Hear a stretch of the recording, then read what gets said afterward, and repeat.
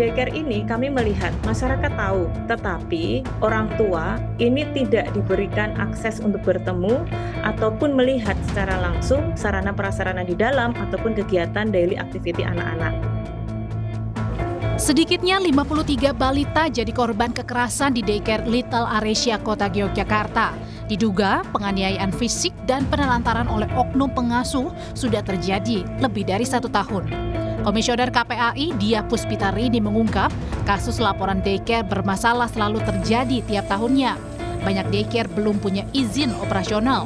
Padahal izin ini penting bagi orang tua yang mau menitipkan anaknya di tempat pengasuhan anak untuk mengetahui bagaimana sistem pengawasan daycare.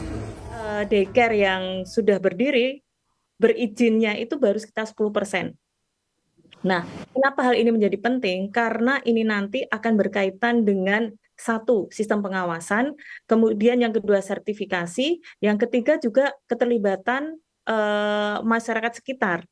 Nah, di daycare ini kami melihat masyarakat tahu, tetapi orang tua ini tidak diberikan akses untuk bertemu ataupun melihat secara langsung sarana prasarana di dalam ataupun kegiatan daily activity anak-anak. Salah satu penasihat Yayasan Daycare ternyata adalah seorang dosen aktif yang mengajar di Universitas Gadjah Mada. Keterangan ini dibenarkan UGM melalui keterangan kepada Kompas TV. Namun UGM mengatakan tidak memiliki relasi apapun dengan Yayasan Daycare Little Aresia Yogyakarta.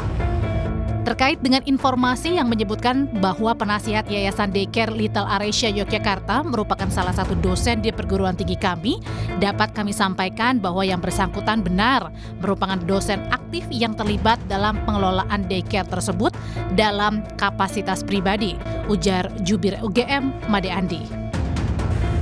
Kini polisi menetapkan 13 orang sebagai tersangka kasus dugaan kekerasan terhadap anak di daycare Little Aresia Yogyakarta. Tak menutup kemungkinan jumlah tersangka dan korban bisa bertambah. Tim Liputan Kompas TV. Ketua Komisi 8 DPR RI Marwan Dasopang menduga ada unsur pembiaran dalam kasus dugaan kekerasan di tempat penitipan anak daycare Little Aresia Yogyakarta yang menyebabkan jumlah korban mencapai 53 anak dan terjadi bertahun-tahun.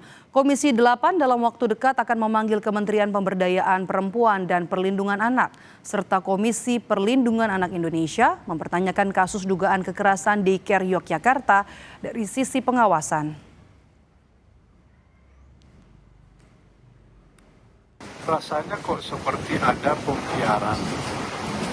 Kalau melihat dari sisi terjadinya cukup lama, kemudian korbannya sudah mencapai 53 orang, kenapa bisa sampai terjadi seperti itu? Nah, inilah yang kita sebutkan, sepertinya ada pembiaran. Kalau kejadian ini seperti pembiaran, maka investigasinya harus menyeluruh. Kementerian Pemberdayaan Perempuan dan Perlindungan Anak harus bertanggung jawab.